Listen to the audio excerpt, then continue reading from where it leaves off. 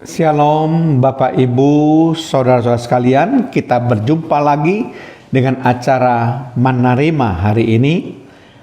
Mari kita buka terlebih dahulu acara yang kita cintai ini dengan doa, supaya Roh Kudus memberikan hikmat, akal budi, pengertian, pembukaan rahasia firman Tuhan, sehingga sungguh-sungguh firman Tuhan dapat menuntun hidup kita.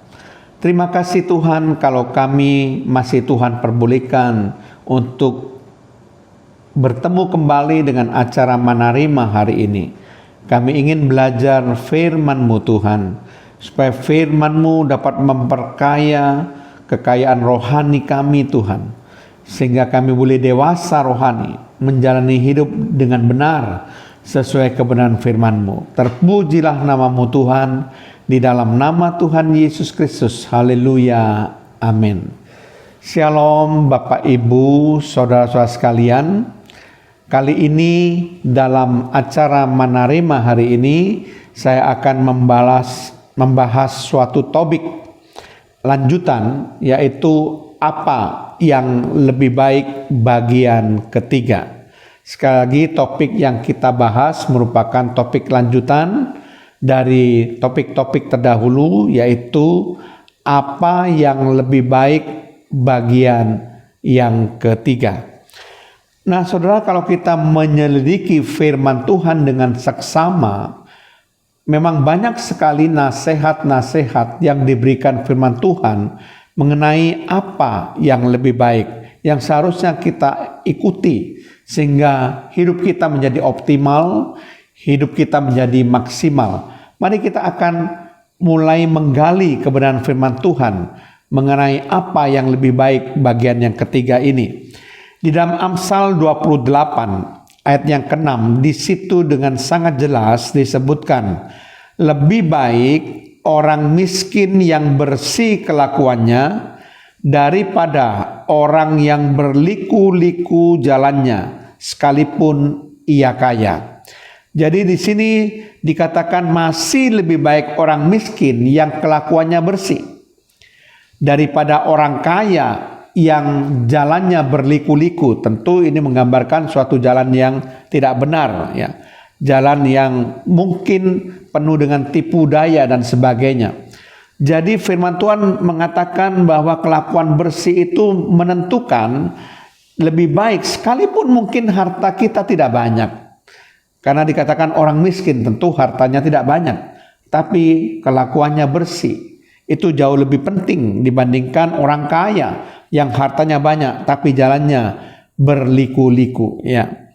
Kemudian kalau kita membaca Pengkhotbah 9 ayat 18 bagian A, di situ dikatakan hikmat lebih baik daripada alat-alat perang.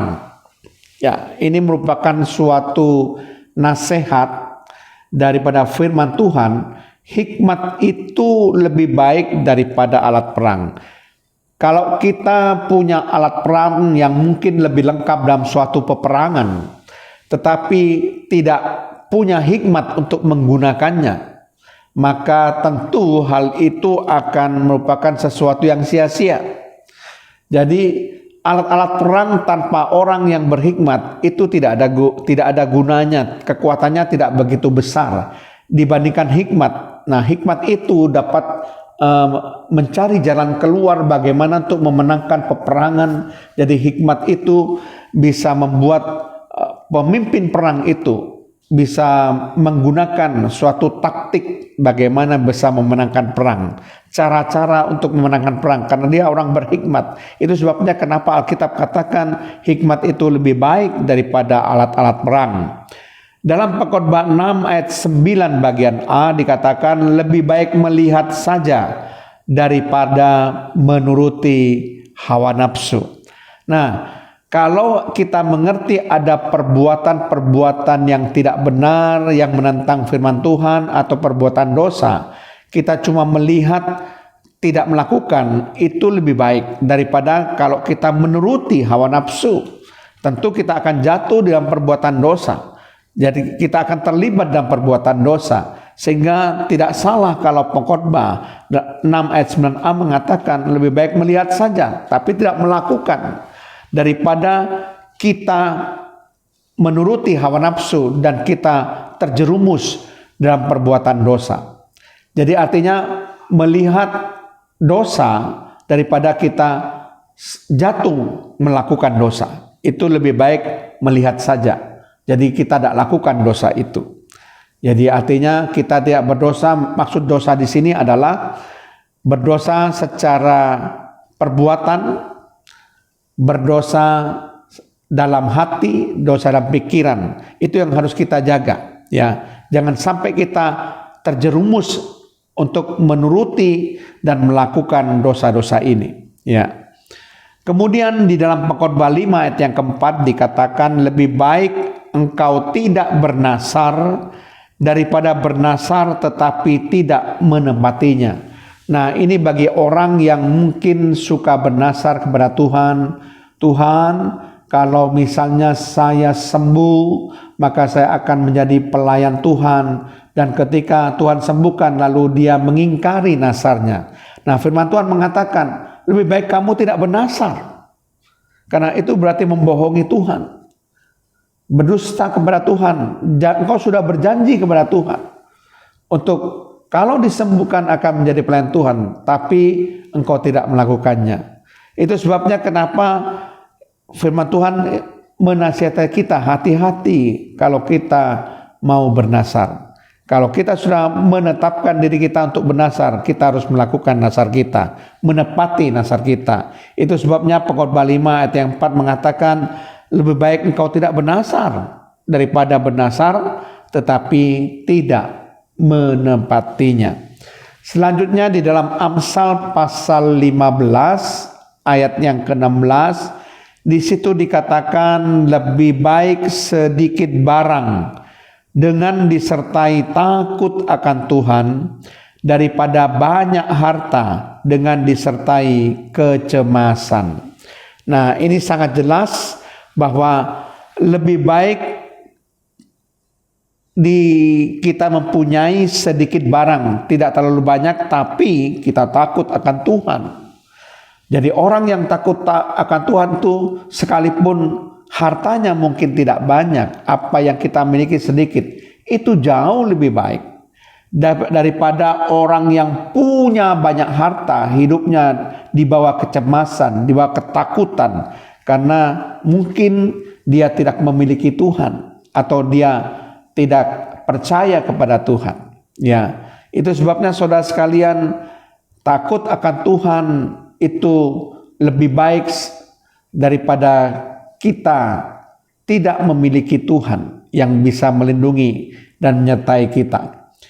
Jadi sekalipun mungkin kita menjadi orang yang miskin, sedikit harta, tetapi disertai takut Tuhan, itu jauh lebih baik daripada kita memiliki banyak harta, tapi hidup terus di dalam kecemasan karena tidak ada penyertaan Tuhan.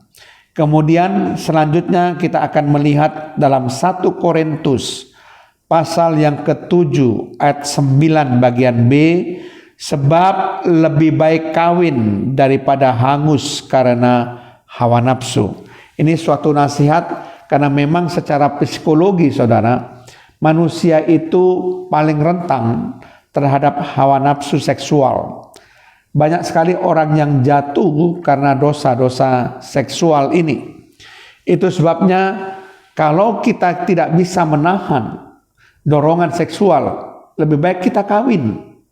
Karena hubungan seksual itu hanya boleh dilakukan satu-satunya dalam suatu lembaga, ya, setelah melewati suatu proses, yaitu proses perkawinan. Selain itu tidak boleh melakukan hubungan seksual. Itu sebabnya dikatakan daripada kita hangus karena hawa nafsu, ya lebih baik kawinlah.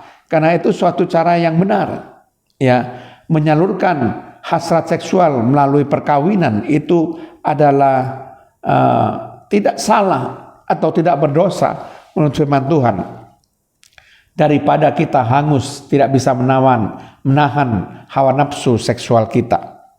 Jadi Bapak Ibu Saudara sekalian, kita sudah belajar banyak mengenai apa yang lebih baik menurut firman Allah di dalam kehidupan kita ini.